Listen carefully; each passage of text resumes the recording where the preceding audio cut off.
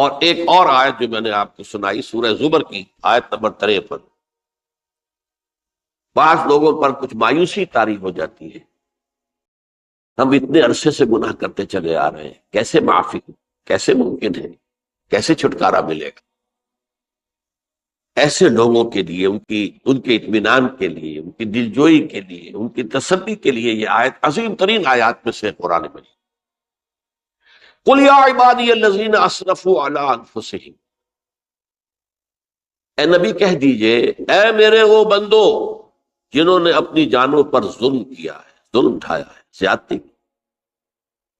تم اگر گناہ کرتے رہے ہو تو اپنی جان پر ظلم کیا ہے، میرا تو کچھ نہیں بگاڑا، اللہ تو غنی ہے، اس کی تو سلطنت میں کوئی کمی نہیں آتی۔ ایک حدیث قدسی میں الفاظ آئے ہیں، میرے بندو اگر تم سب کے سب، اولکم و آخرکم و انسکم و جنکم، تمام انس و جن اور اولین سے لے کر آخرین تک کسی بدترین انسان جیسے فاسق و فاجر ہو جائیں، سب ابلیس بن جائیں، تب بھی میری سلطنت میں کوئی کمی نہیں۔ اور اگر تم سب کے سب اولین و آخرین اور انس اور جن سب مل کر جو متقی ترین انسان ہو سکتا ہے ویسے بن جاؤ، ابو بکر صدیق بن جاؤ، تب بھی میری سلطنت میں کوئی اضافہ نہیں۔ تو اللہ تعالیٰ کا تو کچھ بگڑتا نہیں ہے، انسان گناہ کرتا ہے تو اپنا نقصان۔ قل یا عبادی الذین اسرفوا علی انفسہم، کہہ دیجئے اے نبی، اے میرے وہ بندو جنہوں نے اپنی جانوں پر ظلم کیا ہے، ستم کیا ہے، ظلم ڈھایا ہے، لا تقنطوا من رحمت اللہ۔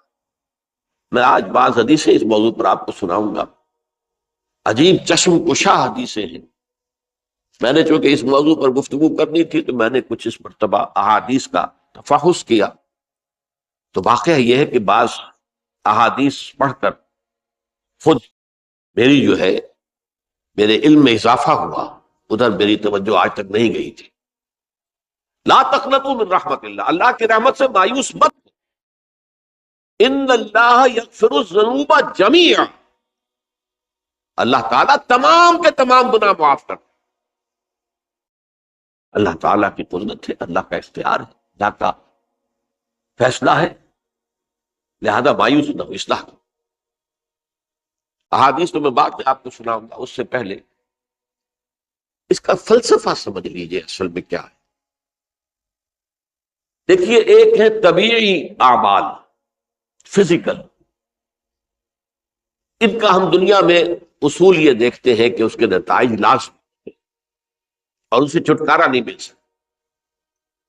آپ نے سنکھیا کھایا ہے تو مریں گے، چائے کھانے کے بعد آپ نے خودکشی کا ارادہ کیا، سنکھیا کھا لیا، اب چاہے آپ پر ندامت ہو، پشیمانی ہو، پریشانی ہو، توبہ کریں، آپ بچنے کا کوئی سوال نہیں، مرنا ہی مرنا۔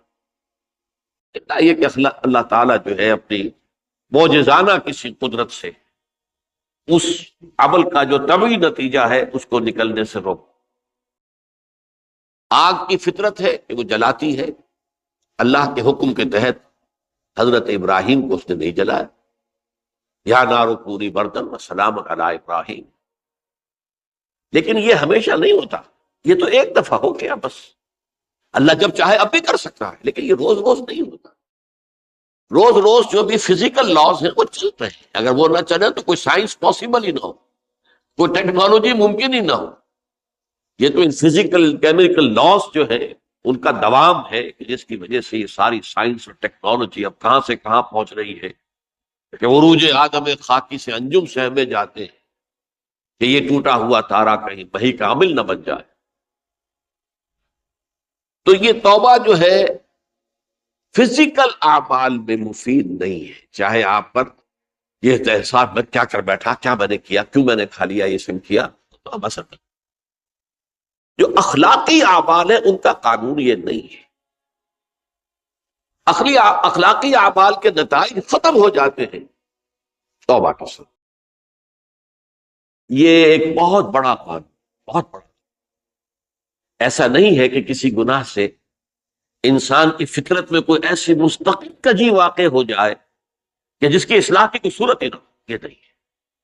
بڑے سے بڑے توبہ کرو، خلوص دل سے کرو، جو اس کے اصول ہیں، جو اس کے قواعد ہیں، جو اس کے ضوابط ہیں، جو اس کی شرائط ہیں، ان کو پورا کرو۔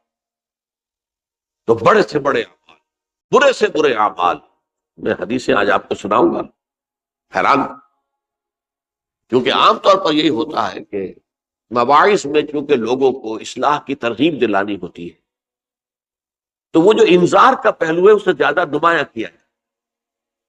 اللہ کی طرف سے شدید ذو انتقام، اللہ انتقام دینے والا، اللہ سزا دینے والا۔ لیکن یہ دوسرا پہلو جو ہے وہ بھی اپنی جگہ پر بہت اہمیت کا، کہ طبیعی اعمال کے نتائج اور عواقب اور اخلاقی اعمال کے نتائج و عواقب یہ ایک جیسے نہیں۔ اب اس معاملے میں تاریخ مذاہب عالم میں جو بہت بڑی غلطی ہوئی،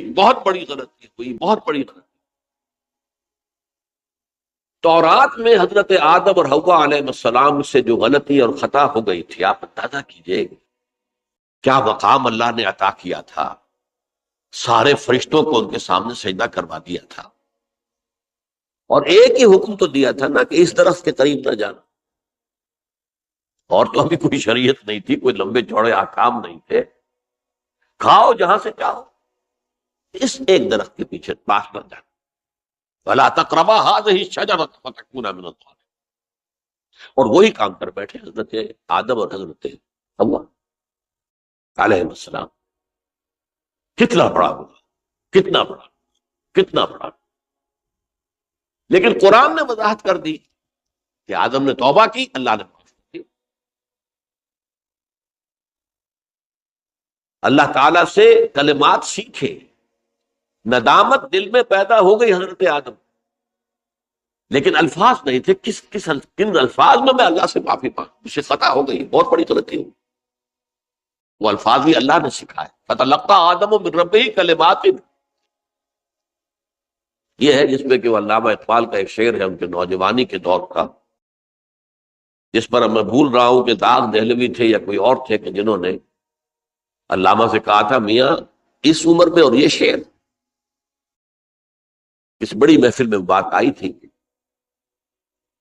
کہ موتی سمجھ کے شان کریمی نے چن لیے قطرے جو تھے میرے عرق انفعال کے۔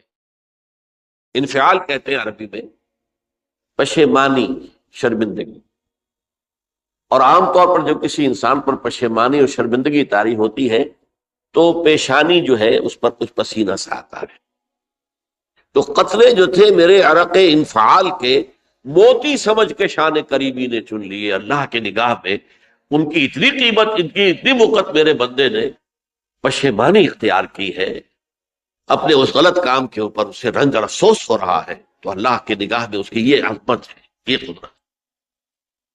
تو اللہ تعالیٰ نے جب حضرت آدم کے دل میں وہ پشیمانی پیدا ہو گئی تو الفاظ نہیں تھے، کن الفاظ میں؟ ہم کہتے ہیں نا کہ مجھے سمجھ نہیں آ رہا کہ میں کس منہ سے آپ سے بات کروں، میری یہ حیثیت نہیں ہے، میں کن الفاظ میں اپنی جو ہے خطا کا اعتراف کروں۔ تو اللہ نے وہ کلمات خود سکھا دیے، فَتَلَقَّىٰ آدَمُ مِن رَبِّهِ كَلِمَاتٍ فَتَابَ عَلَيْهِ إِنَّهُ هُوَ التَّوَّابُ الرَّحِيمُ۔ یہ چیز کہیں تورات جب دوبارہ مرتب ہوئی ہے تو وہ نکل گئی، اس میں رہ گئی، باقی اس میں شامل نہیں۔ یہ تاریخی اعتبار سے جان لیجئے، تورات جو ہے وہ آج سے 2500 بلکہ 2600 برس قبل سے دنیا سے غائب ہے۔ یہ تورات کا جو نسخہ تھا یروشلم میں 587 قبل مسیح میں، جب نبوکدنضر نے، شاید آج کل آپ دیکھ رہے ہوں، یہ عراق کی جنگ میں عراق کے جو خاص ڈویژنز ہیں عراقیوں کے، ریپبلکن گارڈز کے، ان میں سے ایک کا نام جو ہے وہ نبوکدنضر ڈویژن ہے، ایک کا حمورابی ڈویژن ہے۔ حمورابی جو ہے عراق کا بہت پرانا بادشاہ تھا، اور تاریخ انسانی میں سب سے پہلا قانون اس نے مرتب کیا، حمورابی۔ یہ بہت پرانی تہذیب ہے، دنیا کی غالباً سب سے زیادہ اینشنٹ تہذیب جو ہے وہ عراق کی ہے، حضرت ابراہیم یہی پیدا ہوئے شہر عور میں۔ تو نبوکدنضر نے جب تباہ کیا تھا یروشلم کو، 6 لاکھ آدمیوں کو قتل کیا اور 6 لاکھ کو قیدی بنا کر لے گیا بیبیلونیا، بابل کا لفظ بھی آج کل آ رہا ہے۔ کسی زمانے میں وہ عظیم شہر تھا دنیا کا، وہ معمولی سا شہر رہ گیا، نئے شہر بن گئے۔ تو اس وقت سے اس نے جب یروشلم میں جو ہیکل سلیمانی حضرت سلیمان کی بنائی ہوئی مسجد تھی اس کو جب گرایا ہے، اس کے بعد سے وہیں پر وہ نسخہ رکھا ہوا تھا تھوڑا، پھر دنیا میں وہ نسخہ اب نہیں ہے۔ یہودیوں کا کہنا ہے کہ موجود ہے مسجد اقصی کے نیچے، وہ جب اس نے گرایا تھا تو جو نیچے تہخانے تھے وہ نہیں گرے تھے، وہ محفوظ رہتے، اوپر ملبہ آ گیا، اور وہیں پر وہ تورات اور وہ تابوت سکینہ جس میں حضرت موسیٰ کا عصا بھی رکھا ہوا ہے اور بہت سے وہ من اور سلوہ کے بھی کچھ نمونے رکھے ہوئے ہیں، وہ تابوت سکینہ اس کا قرآن مجید میں سورہ بقرہ میں ذکر ہے، وہ بھی موجود ہے۔ اور جو ربائی وہاں اس وقت تھے ان کے علماء، ان کی لاشیں بھی وہاں پڑی ہوئی ہیں، وہ جب ہم کھدائی کریں گے تو دنیا میں سامنے آئے گا۔ لیکن بہرحال اس وقت جو مجھے کہنا تھا وہ یہ کہ چونکہ اصل تورات اس وقت گم ہو گئی، 150 سال کے بعد اسے پھر یادداشتوں سے کچھ مرتب کیا گیا تو اس میں غلطیاں پیدا ہو، اب انسانی یادداشت کا معاملہ آ گیا۔ انہی میں سے ایک بڑی غلطی یہ ہوئی، اومیشن یہ ہوئی کہ حضرت آدم نے جو توبہ کی اور اللہ نے قبول فرما لیا، اس کا ذکر اس میں نہیں۔ اس سے نتیجہ عیسائیوں نے کیا اختیار کیا کہ وہ اوریجنل سن کہتے ہیں اسے، وہ جو ابتدائی گناہ تھا عظیم جو ہمارے جد امجد آدم سے سرزد ہوا تھا، اس گناہ کا اثر جو بھی بچہ نسل آدم میں پیدا ہوتا ہے وہ لے کر آتا ہے۔ یہ زمین و آسمان کا فرق ہے۔ اسلام کے نزدیک ہر بچہ جو پیدا ہوتا ہے وہ معصوم ہے، بلکہ مسلم ہے۔ کل مولود یولد علی الفطرہ، جو بھی بچہ پیدا ہوتا ہے وہ فطرت اسلام پر پیدا ہوتا ہے۔ وَأَبَوَاهُ يُهَوِّدَانِهِ أَوْ يُمَجِّسَانِهِ أَوْ يُنَصِّرَانِهِ، یہ تو والدین ہیں اس کے جو اسے مجوسی یا عیسائی یا یہودی بنا لیتے ہیں، ورنہ وہ تو مسلمان ہو، فطرت کی کلین سلیٹ لے کر آتا۔ عیسائیت کہتی ہے کہ ہر انسان جو پیدا ہوتا ہے بنیادی طور پر گناہگار ہے، اپنے جد امجد کے گناہ کا بوجھ لے کر آ رہا ہے۔ اب اس کا علاج انہوں نے پھر کیا تجویز کیا، یہ ہے کہ ایک غلطی پر دوسری غلطی اور دوسری پر تیسری غلطی، خشت اول چون حد بیمار کج تاثریہ بھی ربط دیوار کج۔ اب اللہ نے جب دیکھا اب تو ہر بندہ جو ہے آدم کی اولاد کا بنیادی طور پر پیدائشی طور پر گناہ گار ہے، تو اب کیا کیا جائے؟ تو اللہ نے اپنا اکلوتا بیٹا، صلبی بیٹا مسیح یسوع اسے زمین پر بھیجا۔ یہ الفاظ میرے ہیں کہ اسے قربانی کا بکرا بنا کر اور ان سب کی طرف سے قبول کر لیا، گناہ گاروں کی طرف سے، کہ ان کے گناہ کا کفارہ ہو جائے گا جو عیسیٰ کو مانتے۔ یہ عقیدہ ہے عیسائیت۔ جڑ کیا ہے کہ گناہ ہو گیا تو گناہ کا اثر تو رہے گا۔ قرآن یہ کہتا نہیں، اللہ دھو دیتا، تمہاری سیرت و کردار کے اوپر بھی جو داغ ہیں دھل جائیں گے، اور تمہارے نامہ اعمال میں جو دھبے ہیں وہ بھی دھل جائیں گے۔ توبہ کرو، توبوا الی اللہ توبۃ نصوحا، کرو وہ توبہ کے جو بالکل خلوص دل کے ساتھ ہو۔ اب میں ذرا آپ کو کچھ احادیث سنانا چاہتا ہوں۔ ایک طرح کا یہ تبشیر کا پہلو ہے آج ہماری گفتگو میں کہ جو نمایاں ہوگا۔ یہ بعض احادیث تو چھوٹی چھوٹی ہے اور یہ بہت مرتبہ میری گفتگو میں آ چکی ہے، صرف اس وقت حوالہ دے کر گزر جاؤں گا۔ یہ ترمذی اور ابن ماجہ میں حضرت انس ابن مالک رضی اللہ تعالی عنہ سے روایت ہے، حضور نے فرمایا کل بنی آدم خطاؤون وخیر الخطائین التوابون، تمام بنی آدم خطا کار ہیں، خطا کار بھی نہیں، بہت خطا کار، بہت خطا کار، لیکن ان خطا کاروں میں بہتر لوگ وہ ہیں کہ جو خوب توبہ کرتے ہیں۔ غلطی ہو گئی توبہ کریں۔ اور ایک اور حدیث میں آپ کو بتاؤں گا کہ یہ نہیں ہے کہ پھر کبھی وہ غلطی نہ ہو، اس وقت آپ یہ لگا لیں اپنے اوپر یہ کام میں نے نہیں کرنا، اور ایک دفعہ وہ کام چھوڑ دیں تو توبہ ہو گئی۔ پھر اگر کچھ عرصے کے بعد پھر کہیں آپ جذبات کی رو میں بہہ گئے، پھر کہیں کوئی برے اثرات جو ہے وہ پڑے، پھر غلطی، کوئی بات نہیں، پھر ہو گیا، پھر توبہ کرو۔ تواب اسی لیے کہا بار بار بار بار بار بار توبہ کرو۔ تو کل بنی آدم خطاؤون وخیر الخطائین التواب۔ دوسری حدیث یہ بھی ابن ماجہ اور بہقی میں ہے، حضرت عبداللہ ابن مسعود رضی اللہ تعالی عنہ، التائب من الذنب کمن لا ذنب لہ، گناہ سے توبہ کرنے والا ایسے ہے جیسے اس نے کبھی گناہ کیا ہی نہیں، دھل جاتی ہے، تختی دھل گئی، بچے نے تختی لکھی تھی اس کو دھو دیا، ختم ہو گیا۔ ایک حدیث تو پڑھ کر میں بھی چونکا، یہ اصل میں اسلوب ہے بیان کا، بتانے کے لیے کہ تمہارے دلوں کے اندر مایوسی کا غلبہ نہ ہو جائے۔ مایوس اصل میں جو ہے مایوسی یہ ابلیسیت ہے، نوٹ کر لیجیے اس کو، مایوسی ابلیسیت کی کا عکس ہے۔ مبلس کہتے کسے؟ جو مایوس ہو گیا۔ ابلیس سب سے بڑھ کر مایوس جو ہے وہ ابلیس ہے، اسے معلوم ہے میرا چھٹکارا تو نہیں ہے، لہذا میں جتنوں کو اپنے ساتھ لے کر جہنم میں جھونک دوں یہی میری کمائی ہے، میں نے تو بچنا نہیں۔ تو ابلیس کہتی ہے اس کو جو انتہائی مایوس، مبلس، جو رحمت خدا بندی سے مایوس ہو چکا۔ اب اس کو دور کرنے کے لیے حدیث سنیے، اور یہ حدیث مسلم شریف کی ہے، صحیحین کے، حضرت ابو ہریرہ سے حضور فرماتے ہیں والذی نفسی بیدہ، قسم ہے اس ذات کی جس کے ہاتھ میں میری جان ہے، لو لم تذنبوا، اگر تم لوگ گناہ نہ کرتے، لذهب اللہ بکم، تو اللہ تعالیٰ تمہیں لے جاتا کہیں اور، ولجاء بقوم یذنبون، اور پھر کسی ایسی مخلوق کو پیدا کرتا ہے جو گناہ کرتے، فیستغفروا اللہ، اور پھر وہ اللہ سے استغفار کرتے اور توبہ کرتے، فیغفر لہم، اور اللہ تعالیٰ انہیں معاف کرتے۔ تو میں نے عرض کیا کہ یہ بعض چیزیں ہوتی ہیں کہ جن کا واقع سے کوئی تعلق نہیں ہوتا، لیکن ایک زور بیان کے لیے، ایک بات کو ایمفیسائز کرنے کے لیے، جیسے قرآن مجید میں آتا ہے، اے نبی کہہ دو ان کان للرحمن ولد فانا اول العابدین، اگر اللہ کا کوئی بیٹا ہو تو میں سب سے پہلے میں اس کو پوجوں گا، جب میں اللہ کو پوجتا ہوں تو اللہ کا اگر کوئی بیٹا ہوتا تو کیا میں اسے نہ پوچھتا؟ لیکن نہیں ہے۔ اب یہ نہیں ہے، نفی کے لیے زور دیا کہ اگر اللہ کا کوئی بیٹا ہوتا، لو کان للرحمن ولد فانا اول العابدین۔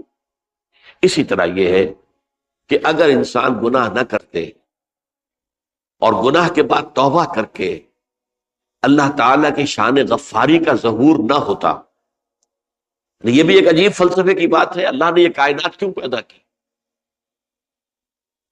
قرآن مجید میں اس کو براہ راست ایڈریس نہیں کیا گیا اس مسئلے کو، میرے علم کی حد تک، ہو سکتا ہے کہیں بہت خفی انداز میں ہو اور ابھی تک میری نگاہ سے بھی جو ہے وہ چھپا رہ گیا، ہو سکتا قرآن مجید کے غامض نکات ایسے ہو سکتے۔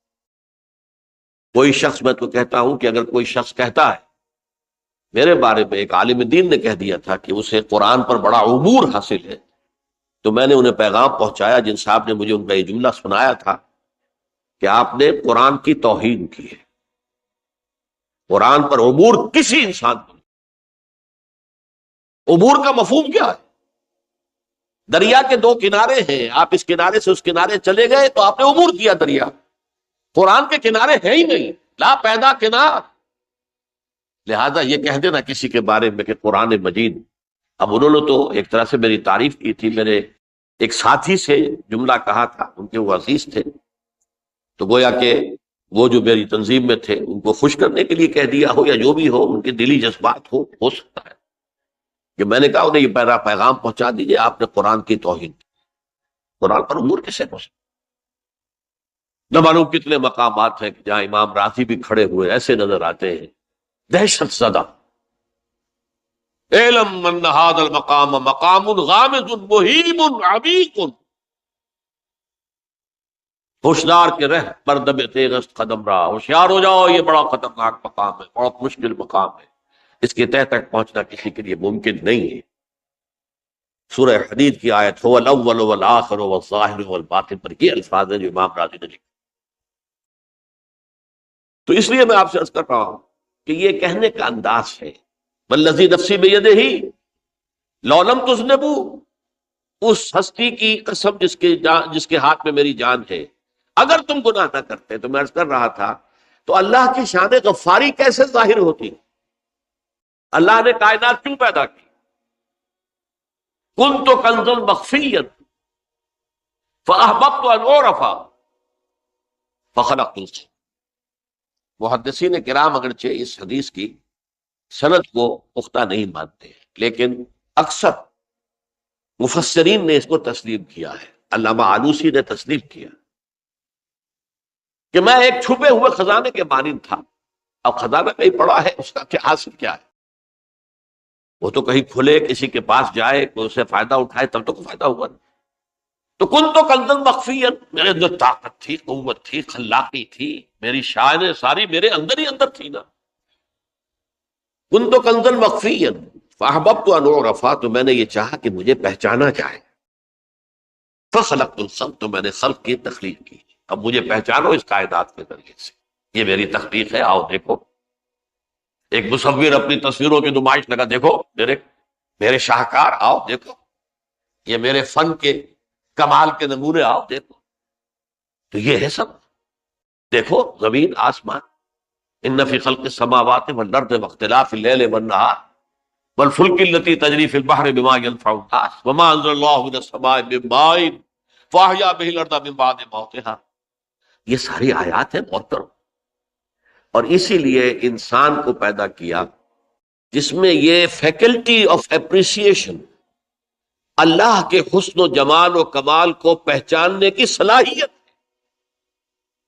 ورنہ ظاہر بات ہے کہ یہ جمادات کیا پہچانیں گے اللہ، پہاڑ کیا پہچانے گا اللہ؟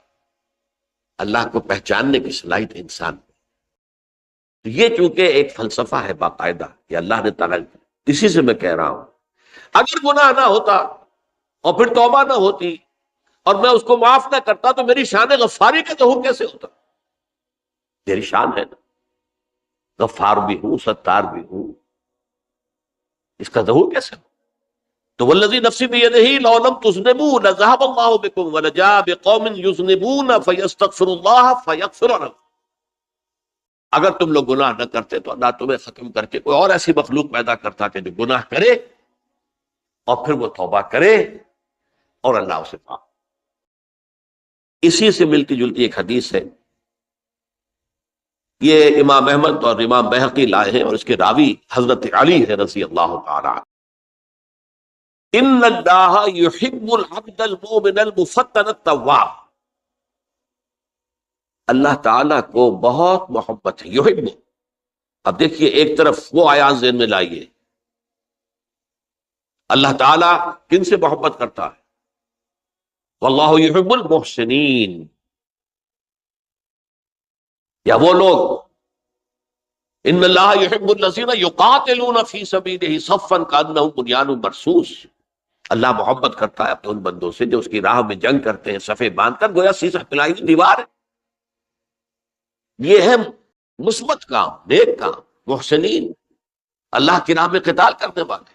یہاں اس کے برعکس کہا جا رہا ان اللہ یحب، اللہ تعالیٰ محبت کرتا ہے اپنے اس بندے سے، العبد المومن، جو مومن ہو۔ اس کی ایک اور بڑی پیاری حدیث آئے گی، المفتن التواب، جو بہت فتنوں میں مبتلا ہو جاتا ہو اور پھر بہت توبہ کرتا ہو، مفتن التواب، لیکن ساتھ ہی پلٹتا ہو، رجوع کرتا ہو، پھر اللہ کے حضور میں حاضر ہوتا ہو، پھر معافی مانگتا ہو۔ اللہ تعالیٰ کو اپنا ایسا بندہ بہت پسند ہے۔ اب میں کچھ اور حدیثیں آپ کو سنا رہا ہوں۔ توبہ کا دروازہ دو اعتبارات سے کہا گیا ہے کہ ایک وقت آنے پر بند ہو جائے۔ ایک حدیث کے تو الفاظ میں نوٹ کر کے نہیں لایا ہوں کہ اللہ تعالیٰ نے توبہ کا ایک دروازہ اتنا چوڑا کھلا رکھا ہوا ہے کہ جس کو عبور کرنا جو ہے وہ سال ہر سال میں ممکن ہو، اور یہ بند نہیں ہوتا جب تک کہ سورج مغرب سے طلوع نہ ہو جائے۔ یہ قیامت کی جو آخری، قریب قیامت کی جو آخری نشانیاں ہیں ان میں سے وہی حدیث میں آپ کو سنا رہا ہوں، عن ابی ہریرہ رضی اللہ تعالی عنہ، اور یہ مسلم شریف کی روایت ہے۔ من تاب قبل ان تطلع الشمس من مغربها تاب اللہ علیہ، سورج کے مغرب سے طلوع ہونے سے قبل تک جو لوگ توبہ کریں گے اللہ تعالیٰ ان کی توبہ قبول کر لے گا۔ البتہ جب وہ قیامت کی وہ نشانی ظاہر ہو جائے کہ سورج مغرب سے طلوع ہو رہا ہے، اب دروازہ توبہ کا بند ہے۔ اب اس کے بعد اگر توبہ کوئی کرتا ہے تو اللہ تعالیٰ اس کی توبہ کو قبول نہیں کرے۔ یہ تو اجتماعی سطح پر ہوئی، انفرادی سطح پر۔ عن عبداللہ ابن عمر رضی اللہ تعالی عنہما عن النبی صلی اللہ علیہ وسلم قال ان اللہ عز وجل یقبل توبۃ العبد ما لم یغرغر۔ یہ ترمذی میں ہے، حضرت عبداللہ ابن عمر رضی اللہ تعالی عنہما سے کہ اللہ تعالیٰ اپنے بندے کی توبہ قبول کرتا ہے جب تک کہ وہ جسے ہم کہتے ہیں گھنگرو نہ بولنے لگے حلق کے اندر، جبکہ نزع عالم نزع ہو اور جان جو ہے وہ آ کر پھر یہاں اٹکتی ہے، تو اس وقت تک دروازہ کھلا ہے توبہ کا۔ لیکن جب یہ شکل ہو گئی تو دروازہ بند۔ یہ انفرادی سطح پر ہو گیا، جب آپ کے موت کے آثار اتنے واضح ہو گئے کہ اب جا رہے ہیں، اب توبہ کریں گے تو اب توبہ قبول نہیں ہو۔ اجتماعی سطح پر جب قیامت جو ہے اس کی وہ گھڑی آ گئی کہ سورج مغرب سے طلوع ہو گیا، اب توبہ کا دروازہ بند۔ ایک اور حدیث ہے جو میں نے بہت مرتبہ اس کا ترجمہ تو آپ کو بہت دفعہ سنایا ہے، آج میں چاہتا ہوں اس کو پورے متن کے ساتھ آپ کے سامنے رکھوں۔ یہ حضرت انس بن مالک رضی اللہ تعالیٰ عنہ سے مروی روایت ہے، جو حضور کے خادم خاص تھے، اور یہ متفق علیہ بھی ہے، یعنی بخاری میں بھی ہے، مسلم میں بھی ہے، لیکن تھوڑا سا فرق ہے الفاظ کا۔ تو جو مسلم شریف کی روایت ہے اس کے الفاظ کیا ہیں؟ للہ اشد فرحا بتوبۃ عبدہ حین یتوب الیہ۔ جان لو اللہ تعالیٰ کو زیادہ خوشی ہوتی ہے اپنے کسی گناہ گار بندے کی توبہ سے جبکہ وہ توبہ کرتا ہے۔ کس سے زیادہ ہوتی ہے؟ اس کی ایک تمثیل تھی، من احدکم، ایک ایسے شخص سے بھی زیادہ بڑھ کر خوشی ہوتی ہے، کان علی راحلتہ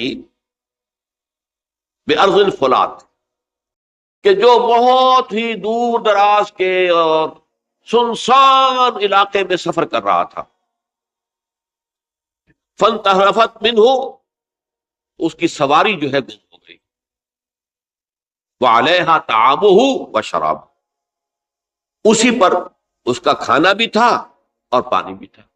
اونٹنی پر سفر کر رہا تھا، اسی پر ہوتا ہے راحلہ جو ہے راستے کا سامان، اچانک کہیں بیٹھا ہے تھوڑی دیر کے لیے سستانے کے لیے، کہیں اونگ آ گئی اور اونٹنی صاحب غائب۔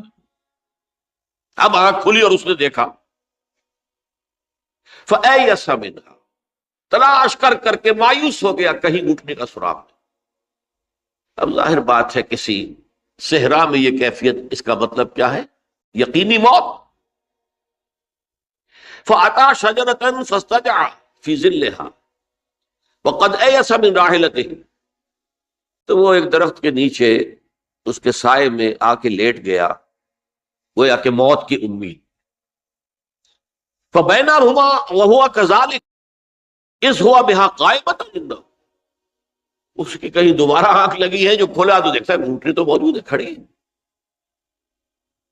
تو وہ فوراً اس کی وہ جو رسی ہے وہ پکڑتا ہے، فَأَخَذَ بِخِتَامِهَا ثُمَّ قَالَ مِن شِدَّةِ الْفَرْحِ، اب جو اسے مسرت ہوئی اس کا آپ اندازہ کر سکتے ہیں۔ ایک یقینی موت کا معاملہ آ چکا تھا اور اچانک اللہ تعالیٰ نے وہ کھوئی ہوئی اونٹنی جو ہے وہ واپس دلا دی۔ تو وہ کہنا تو یہ چاہتا تھا، اللہ تو میرا رب ہے، میں تیرا بندہ ہوں، لیکن جسے ہم کہتے ہیں کہ خوشی کی انتہا فرط مسرت میں ایسی زبان لڑکھڑائی، اس نے کہا اللہم انت عبدی وانا ربک، اے اللہ تو میرا بندہ ہے، میں تیرا رب ہوں۔ یہ کہنا ہے، تو یہ کیا ہے؟ فرط مسرت، جسے آپ خوشی کی انتہا، کہ جس میں انسان جو ہے اتنی بڑی خطا کر بیٹھتا ہے۔ اللہ کو اپنے کسی گناہ گار بندے کی توبہ سے اس سے بھی زیادہ خوشی۔ اب ظاہر بات ہے کہ یہ تماثیل کس لیے ہے؟ بعض لطائف، بعض حقائق اتنے لطیف ہوتے ہیں کہ ان کو بیان نہیں کیا جا سکتا بتمام کمال، تو مثالوں کا سہارا لیتے ہیں۔ اللہ کو کتنی خوشی ہوتی، کیا سمجھیں گے؟ لہذا یہ مثال تو سمجھ میں آ گئی نا کہ ایک لقودق صحرا میں انسان سفر کر رہا تھا، ایک ہی اونٹنی ہے، اسی پر اس کا پانی ہے، اسی پر اس کا کھانا ہے، کہیں ٹھہرا ہے تھوڑی دیر کے لیے، اونٹنی غائب، اور اس کے بعد تلاش کر کے شمال مغرب جنوب ہر جگہ دیکھ لیا آپ نے، کہیں اونٹنی کا سراغ نہیں۔ اب موت کے انتظار پہ لیٹ گئے کہ اچانک دیکھتا ہے کہ اونٹنی موجود ہے۔ تو وہ شدت فرح میں یہ کہہ بیٹھتا ہے، اللہم انت رب انت عبدی وانا ربک انا للہ و انا الیہ راجعون۔ اب دیکھیے ایک حدیث وہ آ رہی ہے، اور اس کو یوں سمجھیے، اللہ تعالیٰ نے جو انسان پیدا کیے ہیں ان کے مزاج مختلف ہیں۔ ان میں کچھ لوگ ہوتے ہیں جو قوی ہوتے ہیں ارادے کے، جو فیصلہ کر لیا ڈٹ گئے۔ کچھ لوگوں میں وہ قوت ارادی اتنی مضبوط نہیں ہوتی، وہ ادھر ادھر سوچتے رہتے ہیں۔ کچھ لوگ جسمانی طور پر بہت توانا ہوتے ہیں، کچھ لوگ جسمانی طور پر پیدائشی طور پر کمزور ہوتے ہیں۔ تو اگر کوئی قوت ارادی کمزور رکھنے والا شخص ہے، وہ بھی تو اللہ کی تخلیق ہے، اللہ کا بندہ ہے، خطاؤں کا ظہور ہو جاتا،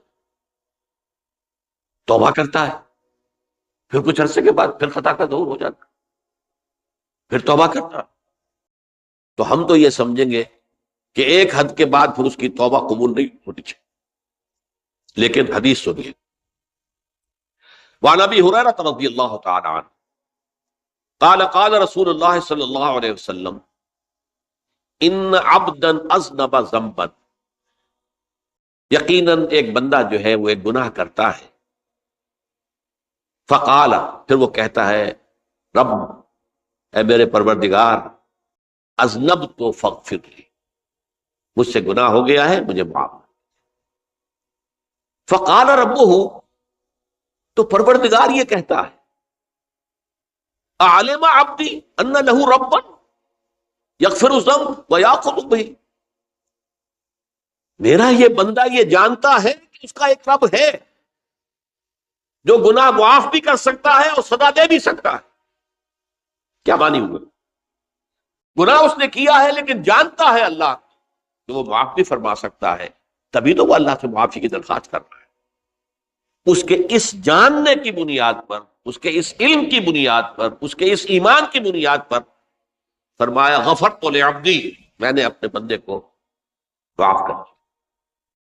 ثم مکث ما شاء اللہ، پھر وقت گزرا جتنا کہ اللہ نے چاہا، ثم اذنب ذنبا، پھر اس سے گناہ ہو گیا، فقال رب اذنبت ذنبا فاغفر، پھر کہتا ہے پروردگار مجھ سے گناہ ہو گیا، پھر مجھے معاف فرما دے۔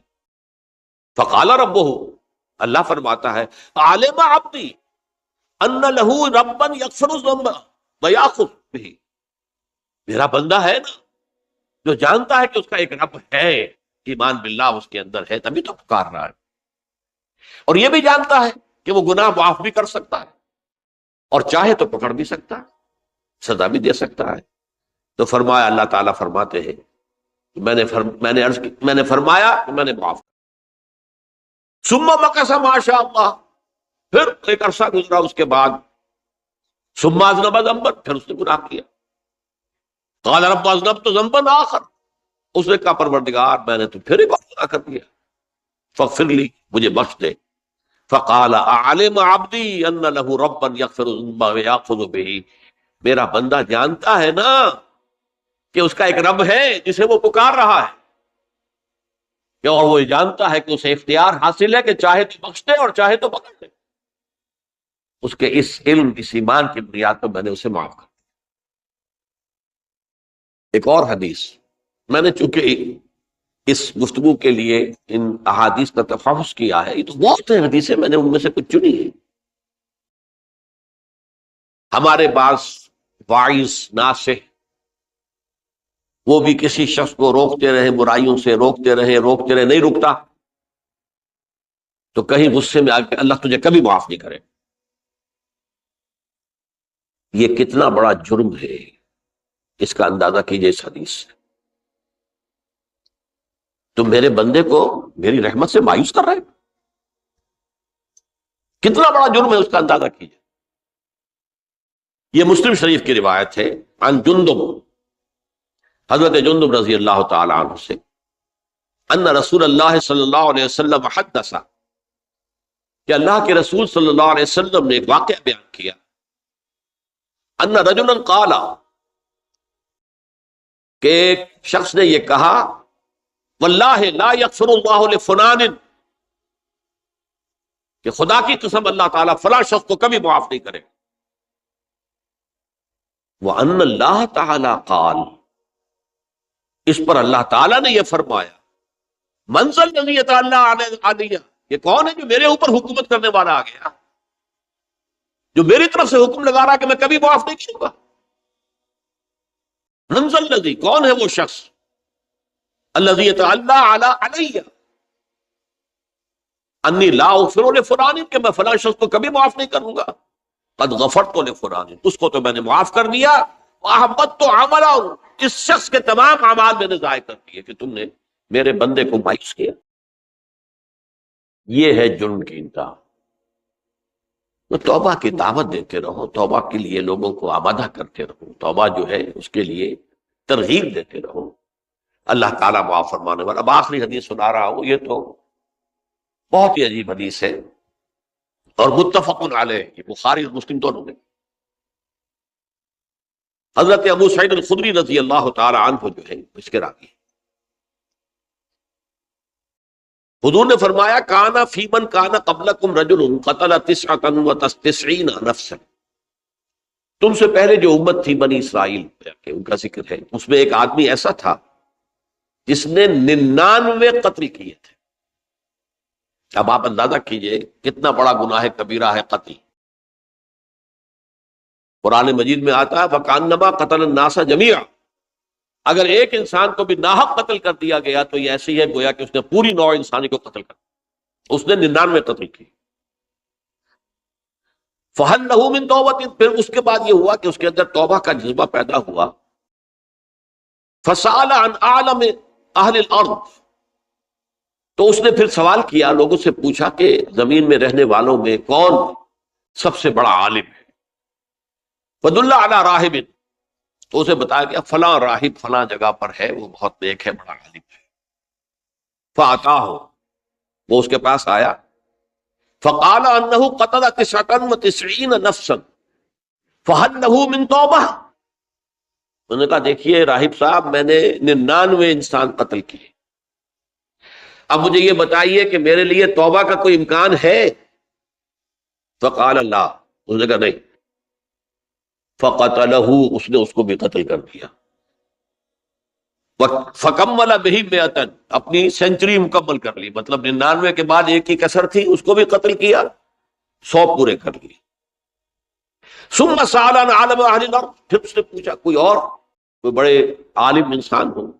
فدل علی رجل عالم، پھر اس کی رہنمائی کی گئی ایک بڑے عالم شخص کی طرف۔ فقال انہ قتل 100 نفس، تو اس نے وہاں جا کر کہا کہ میں 100 انسان ہلاک کر چکا ہوں، قتل کر چکا ہوں۔ فہل لہ من توبہ، میرے لیے توبہ کا کوئی امکان ہے؟ فقال نہ، کیوں نہیں، 100 قتل کیے تب بھی کیا، توبہ کا راستہ دروازہ معلوم یغرغر، جب تک کہ وہ گھنگرو نہیں بج رہا اس وقت تک تمہارے توبہ کا دروازہ کھلا ہوا ہے۔ فرمایا نعم، ومن یحول بینہ وبین التوبہ، تمہاری توبہ کے درمیان اور تمہارے درمیان کون حائل ہو سکتا ہے، توبہ کا دروازہ کھلا ہے۔ لیکن ساتھ ہی کہا انطلق الی ارض کذا و کذا، اب تم ایسے کرو جہاں تم رہتے ہو وہاں نہ جاؤ واپس، وہاں کا ماحول اچھا نہیں ہے، معاشرہ اچھا نہیں ہے، ہو سکتا ہے کہ تم توبہ پر قائم نہ رہ سکو، تم فلاں جگہ چلے جاؤ، وہاں اچھے لوگ آباد ہیں، ان میں جا کر رہو۔ فإن بها اناسا یعبدون اللہ تعالی، وہاں ایسے لوگ آباد ہیں جو اللہ کی بندگی کرتے ہیں۔ فاعبد اللہ معہم، تو تم ان کے ساتھ مل کر اللہ کی بندگی اور پرستش کرو۔ ولا ترجع الی ارضک، اپنی زمین کی طرف اپنے وطن میں واپس مت جاؤ۔ فإنها ارض سوء، وہ بری جگہ ہے۔ فانطلقا، تو وہ چل پڑا، ہجرت کر رہا ہے، اس جگہ جا رہا ہے جہاں کا راہب نے بتایا تھا۔ حتی اذا نصف الطریق، جب آدھا راستہ اس نے پورا کر لیا، اتاہ الموت، موت آ، فاختصمت فیہ ملائکۃ الرحمت و ملائکۃ العذاب، اب وہ جہنم کے فرشتے بھی آ گئے اس کی جان قبض کرنے کو، اور جنت کے بھی آ گئے. فقالت ملائکۃ الرحمہ، رحمت والے جو فرشتے ہیں جنت والے، انہوں نے کہا جا تائبا مقبلا بقلبہ اللہ تعالی، یہ شخص توبہ کر کے اللہ تعالیٰ کی طرف ہجرت کر رہا تھا، اس لیے اس کی نیت کی بنیاد پر اب یہ جنتی ہے، لہذا اس کی روح ہم قبض کریں.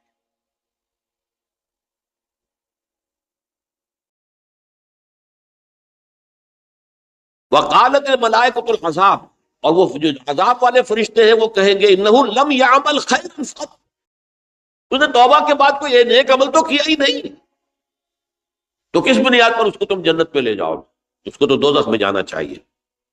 فاتاہ ملک فی صورت آدمی، تو ان کے پاس اللہ نے ایک اور فرشتے کو بھیج دیا آدمی انسانی شکل کے اندر. فجعلوا بینہم، تو ان فرشتوں نے کہا بھائی ہمارا فیصلہ کرا دو، اس کی روح ہم لینا چاہتے ہیں یا ہم لینا چاہتے ہیں. انہیں حکم بنا دیا. فقال قیسوا ما بین الارضین فإلی ایتہما کان اقرب، کہ تم فاصلہ ناپ لو جہاں سے وہ چلا ہے اور جہاں جا رہا تھا، اور یہاں اس کی موت ہو رہی ہے، تو کون سا فاصلہ زیادہ ہے. جب ناپا گیا، بلکہ ایک حدیث میں آتا ہے کہ اس پر اللہ نے زمین کو جو ہے حکم دے دیا، ایک طرف والی زمین تو سکڑ جا، دوسری والی جو ہے تو پھیل جا، تاکہ وہ جو جدھر جو جا رہا تھا وہ زیادہ قریب ہو جائے بنسبت اس کے کہ جہاں سے چلا تھا. تو اس فیصلے پر پھر جو فرشتے تھے جو کہ رحمت کے فرشتے تھے، وہ اس بندے کو لے گئے جنت سے. یہ ہے توبہ کی عظمت اور اس کی تاثیر. اب آئیے اجتماعی توبہ کا طریقہ کار جو میں نے بہرحال بیان کیا ہے. پہلے افراد توبہ کریں اور صحیح توبہ کریں. صحیح توبہ کیا ہے؟ ہماری زندگیوں میں کوئی حرام شے ہے فوراً نکال باہر، ہماری معاشرت میں اور اس معاشرے میں رہتے ہوئے جو قانون ہے جس کے ہم پابند ہیں. ہم کسی زانی کو رجم نہیں کر سکتے، ناممکن ہے، یہ تو قانون ہی بنے گا تب ہوگا. ہم کسی چور کا ہاتھ نہیں کاٹ سکتے، تو قانون بنے گا تو ہوگا. تو ہم جن چیزوں پر عمل نہیں کر سکتے قانوناً، ان کے علاوہ باقی پوری شریعت جس پر عمل کیا جا سکتا اس پر عمل پیرا. سود میں بند نہیں کر سکتا، بینکوں کو میں آگ نہیں لگا سکتا، اور بینکوں کو آگ لگا دیں گے تبھی سود تو ختم نہیں ہوگا. لیکن یہ تو کر سکتا ہوں نا کہ براہ راست سود میں ملوث نہ ہوں، سود پر قرضہ لے کر اپنا کاروبار نہ چمکاؤں نہ بڑھاؤں، سود پر قرضہ لے کر اپنے مکان نہ اونچا کروں، یہ تو کر سکتا. تو کم سے کم جو ڈائریکٹ کسی نے قانون نہیں بنایا کہ لازم ہے آپ پر کہ آپ سودی قرضہ لیں اور اپنی بلڈنگ عالی شان بنا دیں، کسی نے نہیں کی. یہ اگر کر رہے تو آپ مجرم ہیں. آپ کے معاشرے میں کوئی قانون نہیں بنا کہ پردہ ختم، برقع حرام، مثل یہ ترکی میں تو کر دیا گیا برقع حرام. وہاں تو سر کو اوپر جو ہے ڈھانپنا جو ہے، اسکارف لینا بھی ممنوع ہے. یہاں تو نہیں ہے. پھر یہاں جنہوں نے چھوڑا ہے مجرم خود ہے.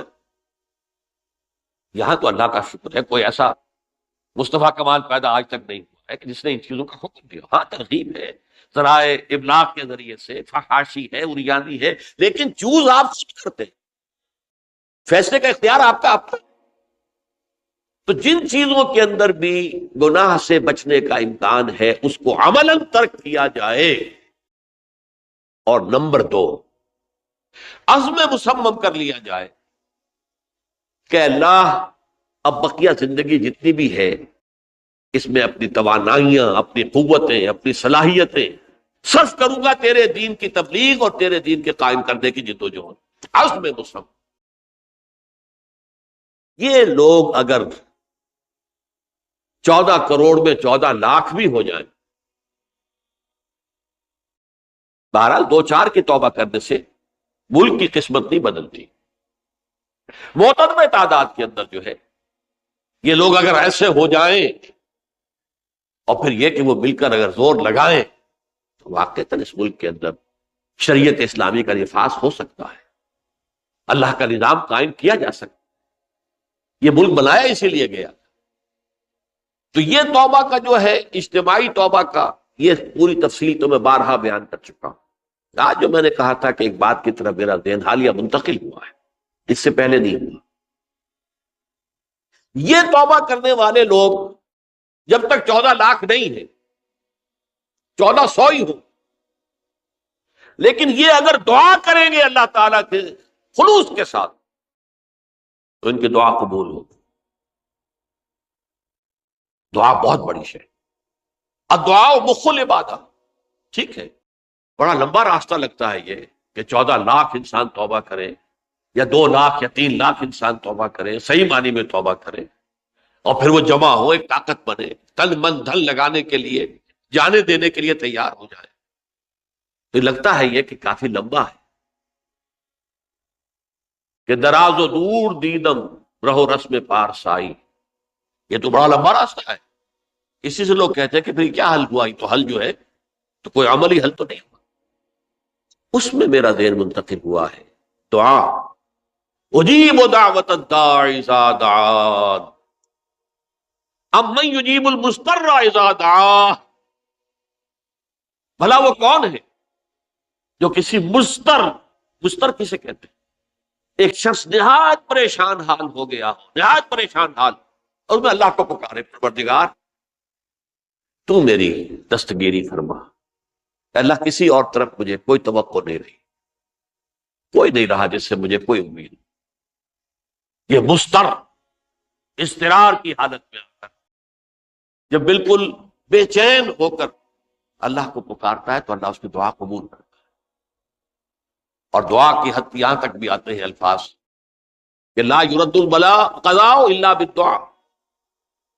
تقدیر الہی کو بھی اس لیے 2 حصوں میں تقسیم کیا گیا. تقدیر مبرم، ایک تو اللہ کا وہ فیصلہ ہے جو ٹل نہیں سکتا کسی صورت میں. ایک تقدیر معلق ہوتی ہے تو صحیح اللہ کا فیصلہ، لیکن اس میں تبدیلی ہو سکتی ہے. یہ جو تقدیر معلق ہوتی ہے اس میں دعا انتہائی مؤثر شے ہے. لا يرد البلاء الا لا يرد القضاء الا بالدعاء. قضا جو ہے وہ نہیں بدل سکتی سوائے دعا.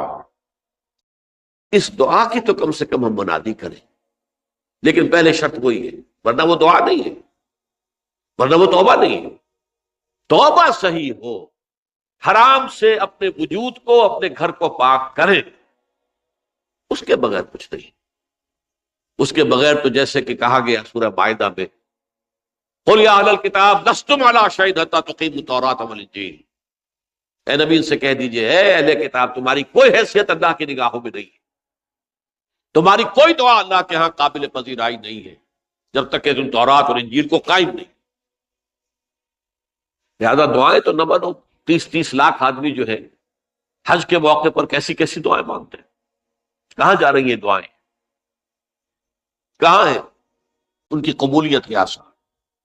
توبہ صحیح ہو. اور توبہ کے بارے میں آج میں نے امکانی حد تک آپ کے سامنے آج ترغیب و تشویق کا پہلو رکھا ہے. مایوسی، اس کو کہا بھی جاتا ہے مایوسی کفر ہے. اور میں نے آپ سے کہا آج لا تقنطوا من رحمت اللہ ان اللہ یغفر الذنوب جميعا. 99 قتل کیے ہوں، 100 قتل کیے ہوں، تب بھی توبہ کرو گے تو اللہ توبہ قبول فرمائے. اور کس شان کے ساتھ قبول فرمائے گا اس حدیث کے اندر آیا، متفق علیہ حدیث، صحیح بخاری اور صحیح مسلم کے اندر ہے. تو اگر ہم اس توبہ کی منادی کریں نمبر 1، اور جو لوگ توبہ کریں صحیح معنی میں، ایک طرف تو وہ جد و جہد شروع کر دیں اللہ کے دین کے قائم کرنے کی جد و جہد، اس میں پیچھے نہ رہے، لیکن اس اسنا میں جو دعائیں وہ کریں گے، اللہ تو نے یہ ملک ہمیں عطا کیا تھا، ہم نے اپنے زور بازو سے اسے نہیں حاصل، یہ سلطنت خدا داد پاکستان، اور اے اللہ ہے خاص ہے خاصان رسول وقت دعا ہے، امت پہ تیری آنکھ یا جب وقت پڑا ہے. میں اپنے احساسات جو ہیں آپ کے سامنے الفاظ میں بیان نہیں کر سکتا. یہ جب یروشلم کی تباہی ہوئی تھی جس کا میں نے ذکر کیا ہے، 6 لاکھ انسان قتل ہوئے تھے، اور 6 لاکھ کو نبوکدنضر جو تھا وہ ہانک کر بھیڑوں بکریوں کی طرح بیبیلونیا لے گیا تھا. اس سے پہلے کتنے ہی نبی اہل کتاب کے وہ کہتے رہے تھے کہ ہوش کرو، توبہ کر لو، بلکہ ایک جگہ کے الفاظ یہ ہیں درخت کی جڑ پر کلہاڑا رکھا جا چکا ہے، اب بھی ہوش میں آ جاؤ، ہوش میں نہیں کر۔ دنیا پرستی، جو بھی ان کے نفس پرستی جو بھی ان کے اوپر مسلط ہو چکی تھی، اس نے انہیں توبہ نہیں کی، تباہی اور بربادی ہو گئی۔ آج ہماری نگاہوں کے سامنے عراق کے ساتھ کیا ہو، بغیر اس کے کہ کوئی جرم ہو، بغیر اس کے ہم تو بڑے بڑے جرم کر چکے ہیں ان کی نگاہ۔ نان پرولیفریشن ٹریٹی جو ہے اس کے خلاف ہمارا عمل جا رہا ہے پوری دنیا کے اندر، ان کا کہ ہم اس کو ایٹمی صلاحیت کو نہیں پھیلنے دیں گے۔ وہ ایک خاص وقت میں افغانستان میں انہیں ہماری ضرورت تھی، اپنے اصل دشمن یو ایس ایس آر اپنے مقابل کی طاقت کو ختم کرنے کے لیے، اس وقت انہوں نے اپنا منہ جو ہے پھیر لیا تھا، نہیں دیکھا تھا، اور ہمارے ہاں اللہ کی یہ رحمت آ گئی کہ ایٹمک صلاحیت بھی حاصل ہوئی۔ اور پوری دنیا میں شاہ عبداللہ نے کہا تھا، پرنس عبداللہ نے، کہ یہ آپ کا نہیں ہے، یہ جو نواز شریف صاحب سے جب اس کا ہم نے دھماکہ کیا، یہ بم آپ کا نہیں ہے، یہ پوری امت مسلمہ کا۔